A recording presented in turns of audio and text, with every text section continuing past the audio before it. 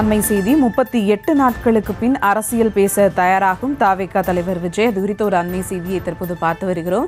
மேலும் விவரங்களோடு இணைகிறார் செய்தியாளர் ஜெர்ரி. வணக்கம் ஜெர்ரி, விவரங்கள். வணக்கம்.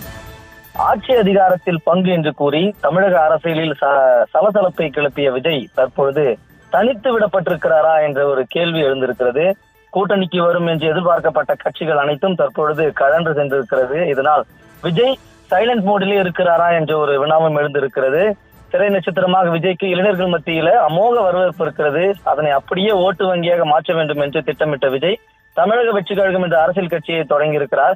கட்சி தொடங்கிய பின்னர் அவர் பங்கேற்ற மாநாடுகள், பொதுக்கூட்டம், ஆர்ப்பாட்டம் மற்றும் பிரச்சார கூட்டங்கள் அவரது ரசிகர்களிடையே மிகுந்த வரவேற்பை பெற்றிருந்தது. ஆனால் அரசியல் களத்தில் சிங்கிளாக நின்று அவர் களம் காணலாம் என்று திட்டமிட்டிருப்பதாகவே கூறப்படுகிறது. காரணம், ஆட்சி அதிகாரத்தில் பங்கு என்று அவர் தெரிவித்திருந்த போதிலும் கூட இதுவரை எந்த கட்சியும் கூட்டணிக்கு இசைவு தெரிவிக்கவில்லை. எனவே நீண்ட நாட்களாகவே, அதாவது 38 நாட்களாகவே அவர் சைலண்ட் மோடிலே இருந்தார். ஒரு பக்கம் சிபிஐ விசாரணை, இன்னொரு பக்கம் திரைப்பட சென்சார் போர்டு சர்ச்சை. எனவே அவர் வரும் 25ஆம் தேதி செயல் வீரர் கூட்டத்தை திட்டமிட்டிருப்பதாக கூறப்படுகிறது.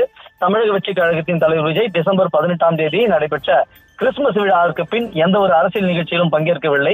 ஜனநாயகன் சென்சார் பிரச்சனை மற்றும் சிபிஐ விசாரணை குறித்தெல்லாம் பேசாமல் இருக்கும் நிலையில் வருகின்ற 25ஆம் தேதி கட்சி சார்பில் நடைபெறவுள்ள செயல் வீரர் கூட்டத்தில் பேச இருப்பதாகவும் தகவல்கள் வெளியாகி இருக்கிறது.